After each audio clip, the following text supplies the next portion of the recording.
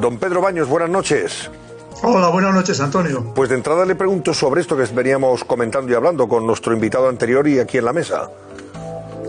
Pues es que esto está pasando en buena parte del mundo, aprovechando también la cuestión de la pandemia, del coronavirus, que es cierto que ha habido mucha desinformación al respecto. Hay quien está aprovechando para dar una vuelta de tuerca a esta libertad de expresión que ya cada vez tenemos más constreñida, entre otras cosas porque muchas veces somos los propios ciudadanos los que nos autocensuramos para evitar que aquellas expresiones que queremos mantener pues nos sirvan simplemente para tener ataques por todos los sitios que nos destruyan socialmente.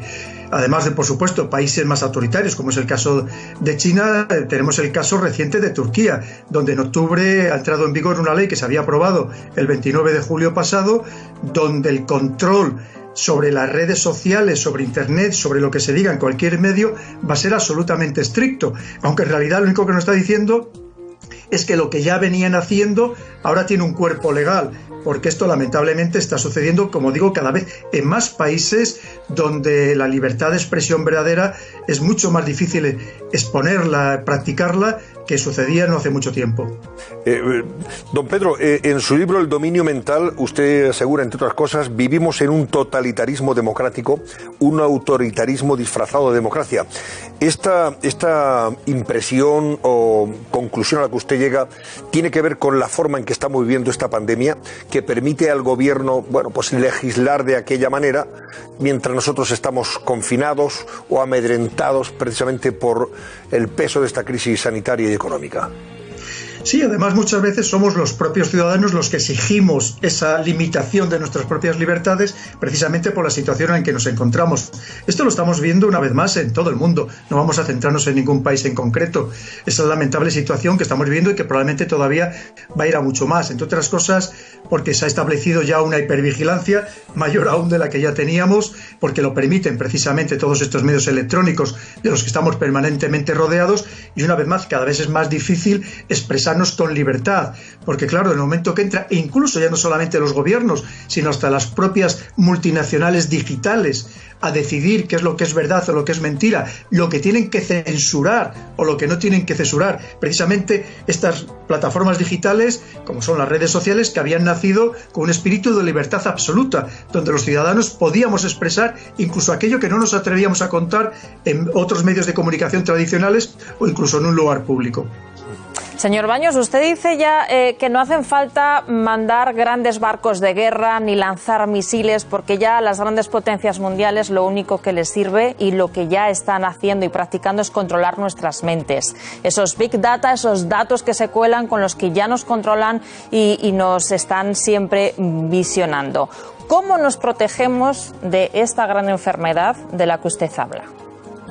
Pues lo primero, deberíamos tener líderes que fueran verdaderamente defensores de nuestra privacidad y de nuestra intimidad, que me da la impresión que de momento no los tenemos. Pero además es importante que sepamos que esto sucede y también que nosotros como individuos sepamos que no tenemos que aportar inocentemente tantos datos como aportamos sistemáticamente en todos estos medios digitales. Fíjese, si está viendo lo que yo tengo detrás de mí, es absolutamente anodino, y en cambio hay quien en las videoconferencias ofrece prácticamente media vida, en las fotos, en los libros, en los animales de compañía, en fin, para que veamos que estamos en todo momento aportando muchos datos en todo este Big Data que efectivamente luego a través de los algoritmos y de esa inteligencia artificial permiten establecer perfiles muy definidos sobre todos nosotros. Eso es lo primero, ser conscientes de que esto sucede y que además nadie es anónimo, nadie es una persona que no tenga ningún interés para conseguir estos datos, porque al final los datos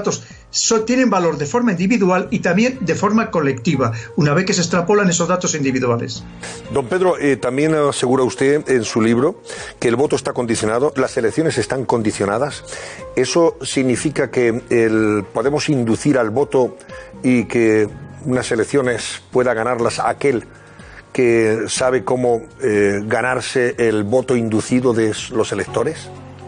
Efectivamente, así es, Antonio. Precisamente por ese perfil que establecen sobre nosotros, saben los mensajes individualizados, personalizados que nos tienen que enviar. Esto ha pasado en las elecciones de Estados Unidos, que sabían aquellas personas que estaban más temerosas por la cuestión del coronavirus, por la mala gestión de Trump del coronavirus, y que les animaban, les han animado hasta la saciedad, en algunos casos enviándoles de forma masiva las papeletas para que votaran por correo, precisamente para que eso sucediera. ¿Y a quién se lo han enviado? Pues a personas que esos algoritmos han determinado que eran los más sugestionables, los más susceptibles de poderles modificar el voto. Y además hay muchas más fórmulas, hay muchas más formas, y estamos viendo que a una vez que nos conocen, el siguiente paso es tratarnos de manipular mentalmente para condicionarnos, en este caso políticamente, pero también de manera a través de la economía, del comercio, incluso modificando nuestros hábitos de consumo.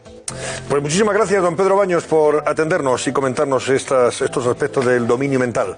Gracias y buenas noches. Hasta una próxima ocasión.